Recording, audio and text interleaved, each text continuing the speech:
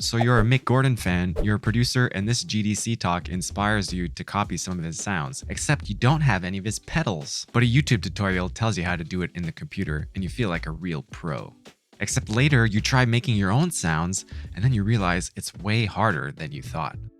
The problem with learning sound design is that there's no standardized way of learning it because it's so new and it's so complex. Plenty of videos tell you exactly how to recreate sounds, but not many of them teach you how to think for yourself. Instead of making this a traditional tutorial, I'm going to share my thought process as I learn sound design while I try to recreate a sound of Mick Gordon's. To be clear, I'm no expert at this, and this definitely won't be a perfect recreation, but stick around because I'll tell you why perfection is a bad goal in the first place. And I'll also reveal the hack to learning sound design that the pros don't want you to know. Or maybe they do, I don't know them all personally. Anyway, let's get humbled by Mick Gordon. The sound I'm going to recreate is this bass sound from a track called Phobos Bass on the Doom Eternal soundtrack.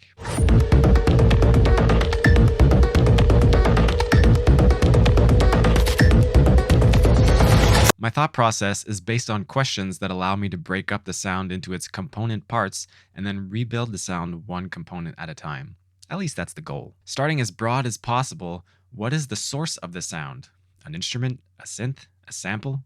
It's not always obvious, but in this case, I guess it's a synth. I won't worry too much about the oscillators right now, and later it will become obvious why. But I'm gonna guess it's not one of the basic ones, so I'm just gonna flip through a bunch of them until one of them sounds pretty close.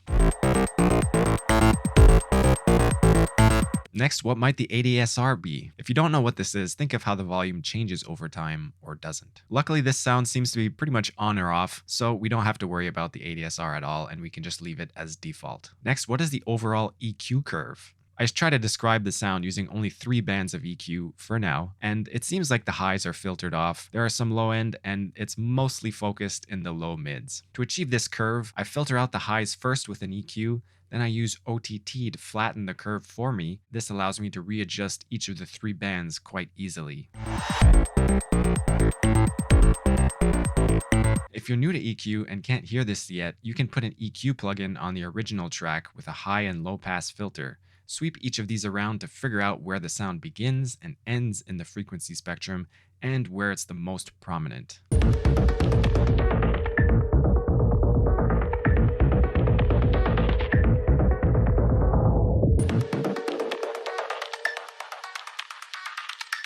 Keep this overall EQ curve in mind as we go, because as we add more effects, especially distortion, we're probably going to add a lot of these unwanted frequencies back in, so we're constantly going to have to readjust. Next, does it have distortion, and what kind of space is it in? I ask these questions at the same time because sometimes the solution for both is the same. It sounds like the original has some distortion on it, though a lot of it was probably filtered out with the highs, and it does sound like it's in some kind of small space. These days I've been using amp and cab sims on a lot of my sounds for both distortion and a small room simulation, so I might be able to address both components with that. The preset that I like affects the low end in ways that I don't want it to, but instead of changing the settings, I decide to run it in parallel. In Ableton, I can group the plugin into an audio effect rack, then create another chain with nothing on it. This is my dry chain, and the one with the amp on it is like a wet chain. Now I can adjust both separately and blend them as I like. The sound is getting closer, but it's lacking oomph, so I compress it to make the softer parts louder and shape the transients to be stronger at the same time. Like I warned about before, the amp and the compression are adding back in some frequencies that I don't like, so we have to EQ again. But I don't go back and adjust the original EQ because this will change how everything after it reacts. Sometimes that is the solution to the problem, but in this case, I just want to adjust the EQ of the sound as I'm hearing it at the end of the chain and not change everything else before it. Just so you know, I've been going back and referencing the original track quite often. I just haven't been showing it to keep the video short. But referencing is definitely important to the learning process. I don't think the guitar amp completely solved the spatial element, so I try adding a really short reverb.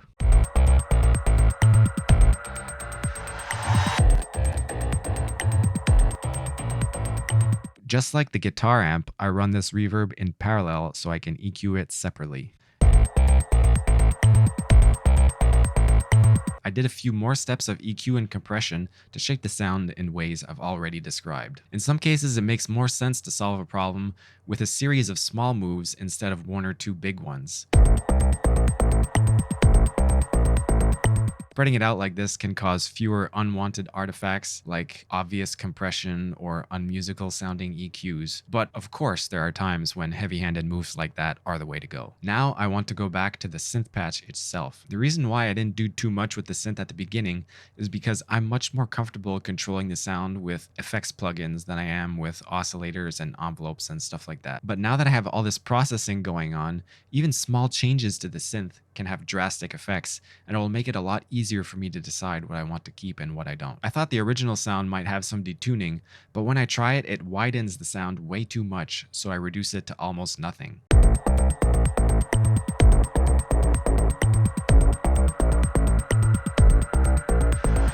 I don't think anything needs to be done to the envelopes or LFOs or filters, but maybe there is something to do in the effects section. Maybe we don't have enough distortion. I flipped through all of them just to see. One thing I've learned is not to dismiss them based off their default setting.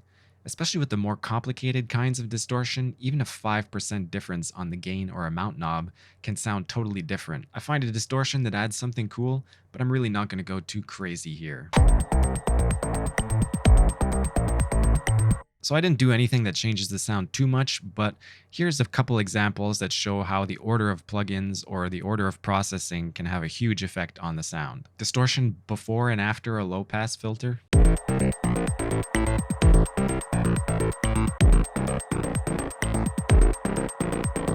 Reverb before and after a heavy compression like OTT.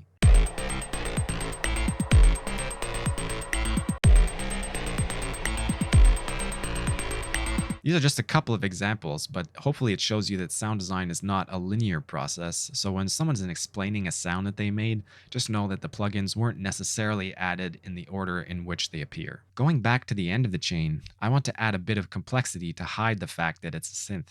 I like dynamic tube for this. I'm no expert with this plugin, but it gives me the breaking up kind of sound. All I'll say is you'll really need to find the sweet spot with the bias knob.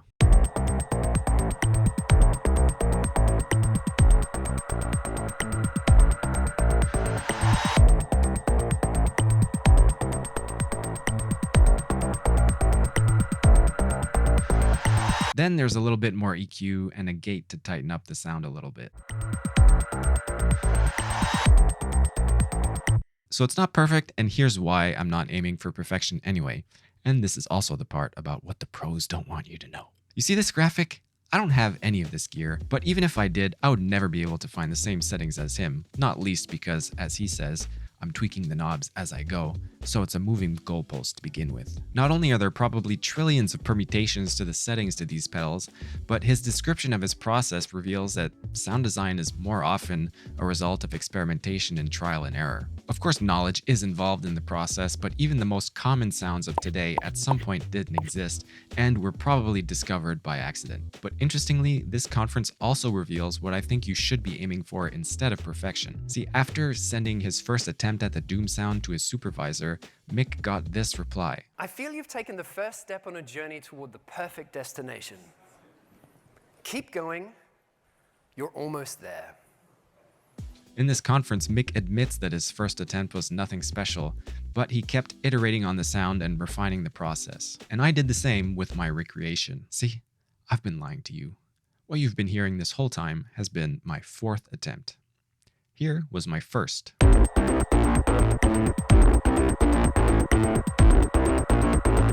Here's my second.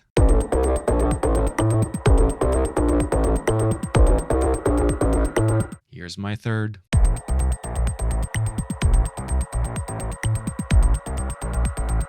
And here's the fourth one that you've been hearing this whole time.